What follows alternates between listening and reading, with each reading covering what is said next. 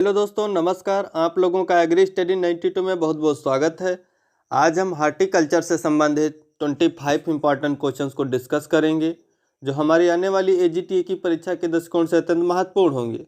इसमें हमारा पहला प्रश्न है, आम के बगीचे में कौन सा फल पूरक पौधे के रूप में सबसे ज़्यादा उपयुक्त है? आम के बगीचे में कौन सा फल जो है पूरक पौधे के रूप में ज़्यादा उपयुक्त है? ऑप्शन नंबर है आंवला, बी अंगूर, सी अनार, डी पपीता। तो इसका राइट ऑप्शन हो जाएगा ऑप्शन नंबर डी, पपीता यानी केरी का पपाया का अधिकतर यूज जो है आम के बगीचे में पूरक प्लांट के रूप में कर सकते हैं। अगला प्रश्न देखेंगे, सामान्यतः बडिंग यानी कलिकायन कब किया जाता है? ऑप्शन नंबर ए, पौधों में रस का बहाव अच्छा हो, बी पौधों में रस का बहाव ना हो, सी पौधों में नई वृद्धि की शुरुआत के समय, डी है पौधों में देरी से शुरू हुई वृद्धि के समय। तो इसका राइट ऑप्शन हो जाएगा ऑप्शन नंबर ए, सामान्यतः कलिकायन जो होता है जब करते हैं तब पौधों में रस का बहाव अच्छा हो। अगला प्रश्न देखेंगे, वर्गाकार पद्धति की तुलना में षष्ठभुजाकार पद्धति में कितने प्रतिशत अधिक पौधे लगाए जा सकते हैं? वर्गाकार पद्धति की तुलना में षष्ठभुजाकार पद्धति में कितने % ज़्यादा पौधे लगाए जा सकते हैं? ऑप्शन नंबर है 25%, बी 40, सी 10, डी 15।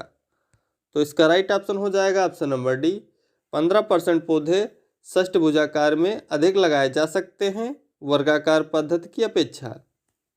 अगला प्रश्न देखेंगे, किन्नो मंडारिन को किसने विकसित किया था?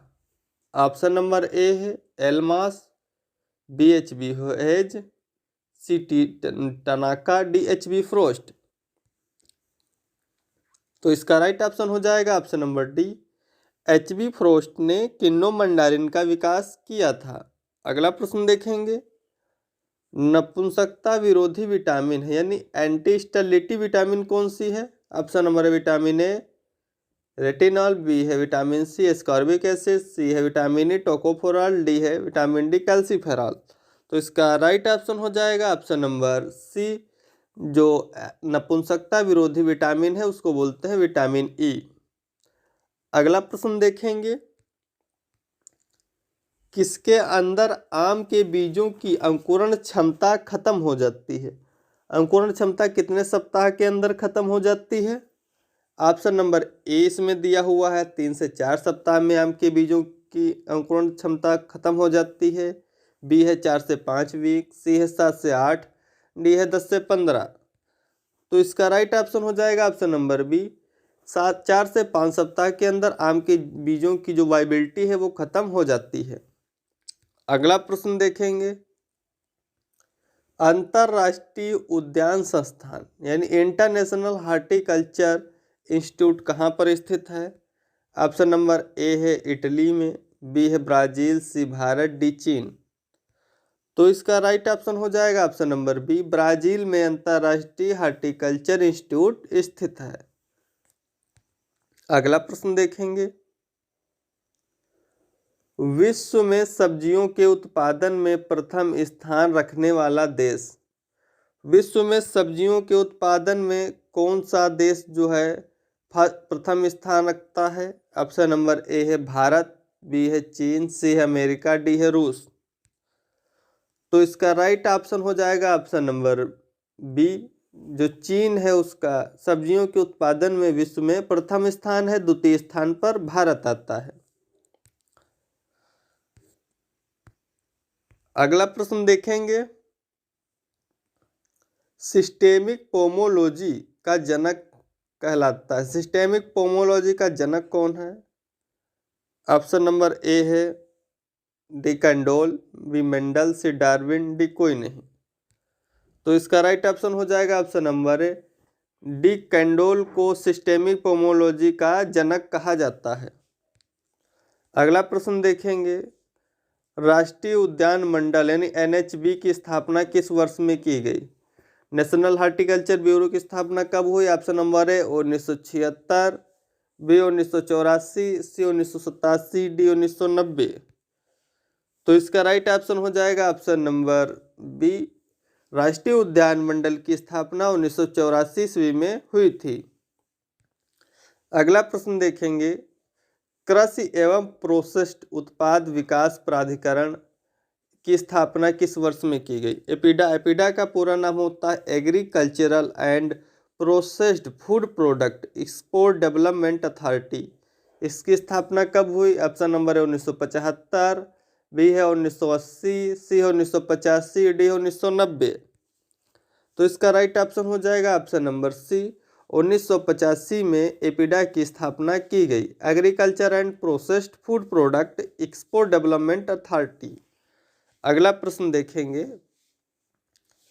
कौन सा फल चीन का अलौकिक फल है? मिरेकल फ्रूट ऑफ चाइना किसको बोलते हैं?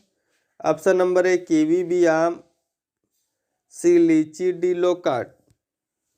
तो इसका राइट ऑप्शन हो जाएगा ऑप्शन नंबर ए, जो कीवी फल होता है उसको चीन का अलौकिक फल कहते हैं। आम है मैंगीफेरा इंडिका, लीची जो है सेपेंडियसी फैमिली से संबंधित है। अगला प्रश्न देखेंगे, ग्रेनुलेशन किस फल की कार्यकी डिसऑर्डर है?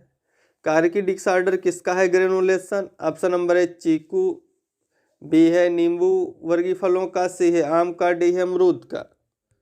तो इसका राइट ऑप्शन हो जाएगा ऑप्शन नंबर बी, जो ग्रेनुलेशन है वो नींबू वर्गीय फलों का कार्यकी डिसऑर्डर माना जाता है।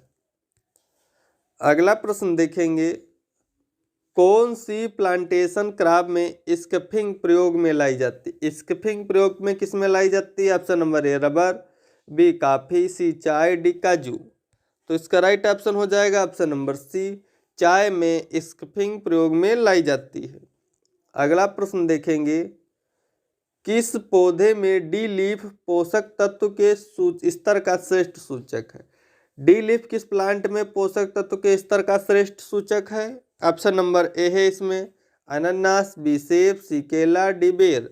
तो इसका राइट ऑप्शन हो जाएगा ऑप्शन नंबर ए, जो अनानास है वो डी लीफ का कह सकते हैं श्रेष्ठ सूचक है। अगला प्रश्न देखेंगे, ज्यादातर बहुत ज्यादा कृतन यानी हैवी प्रून्ड किया जाने वाला फल कौन सा है? हैवी प्रून्ड वाला फल ऑप्शन नंबर ए बेर, बी है लोकाट, सी है आम, डी है अमरूद। तो इसका राइट ऑप्शन हो जाएगा ऑप्शन नंबर ए, बेर में हैवी प्रूनिंग की जाती है। अगला प्रश्न देखेंगे, कौन सा पौधा एक वर्ष में फल दे देता है? ऑप्शन नंबर है अनानास, बी पपीता, सी केला, डी स्ट्रॉबेरी। तो इसका नज़दीकी जो उत्तर है वो सही हो जाएगा स्ट्रॉबेरी। स्ट्रॉबेरी का प्लांट जो होता है 50 से 60 दिनों में फल दे देता है। पपीता का भी प्लांट जो है एक वर्ष में फल लगभग दे देता है। राइट ऑप्शन इसका डी हो जाएगा। अगला प्रश्न देखेंगे, श्वसन के आधार पर फलों और सब को विभाजित किया जा सकता है, यानी श्वसन के आधार पर फलों को कितने भागों में विभाजित कर सकते हैं? ऑप्शन नंबर है पार्थिनोकार्पिक में, बी है क्लाइमेक्ट्रिक एंड नॉन क्लाइमेक्ट्रिक में, सी नॉन क्लाइमेक्ट्रिक, डी इनमें से कोई नहीं। तो इसका राइट ऑप्शन हो जाएगा ऑप्शन नंबर बी, श्वसन के आधार पर पौधों को क्लाइमेक्ट्रिक और नॉन क्लाइमेक्ट्रिक में बांट देते हैं। वे फल जो तोड़ने के बाद में पक जाते हैं क्लाइमेक्ट्रिक कहलाते हैं। इनकी रेस्पिरेशन रेट तेज होती है, थाइलिन का प्रोडक्शन होता है इनमें। लेकिन जो नॉन क्लाइमेक्ट्रिक होते हैं वो फल जो तोड़ने के बाद में नहीं पकते हैं, जैसे मिर्च है, नींबू है, ये नॉन क्लाइमेक्ट्रिक फ्रूट्स या प्लांट्स कहलाते हैं। अगला प्रश्न देखेंगे,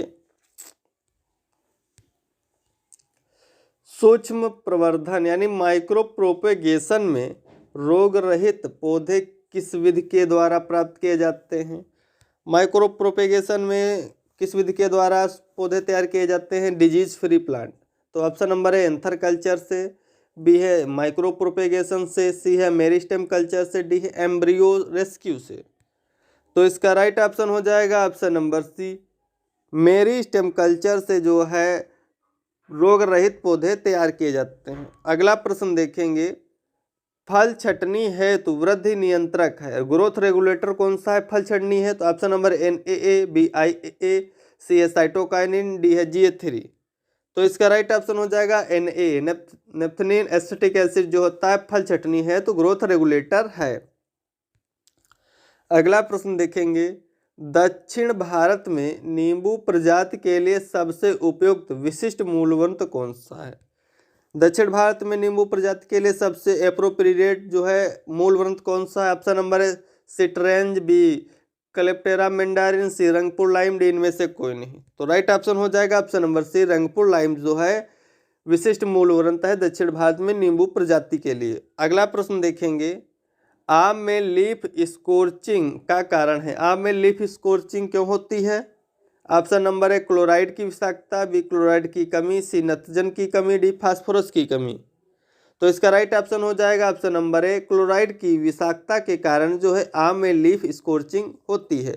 आम में जो छोटी लीफ होती है उसका कारण होता है जिंक की कमी। अगला प्रश्न देखेंगे, निम्न में से किस फल में प्रोटोएंड्री की समस्या पाई जाती है? किस फल में प्रोटोएंड्री की समस्या पाई जाती है? ऑप्शन नंबर है केला, मूसा पेरियडिका, बी अखरोट, सी पपीता, केरिका पपायास, सी अंगूर। तो इसका राइट ऑप्शन हो जाएगा ऑप्शन नंबर बी अखरोट में जो है प्रोटोएंड्री की समस्या पाई जाती है। अगला प्रश्न देखेंगे, अनानास का संबंध किस कुल से? अनानास की कौन सी फैमिली है?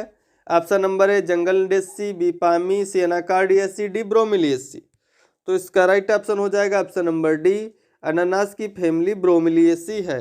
अगला प्रश्न देखेंगे, सबसे अधिक अम्लीय नींबू किस प्रजाति का है? ऑप्शन नंबर है सिट्रस मेगालेक्सिकार्पा, बी सिट्रस जमाभिरी, सी सिट्रस मेडुरेंसिस, सी सिट्रस पेनिवेंस्कुलेटा। तो इसका राइट ऑप्शन हो जाएगा ऑप्शन नंबर ए सबसे अधिक नींबू अम्लीय होता है वो है सिट्रस मेगालेक्सिकार्पा।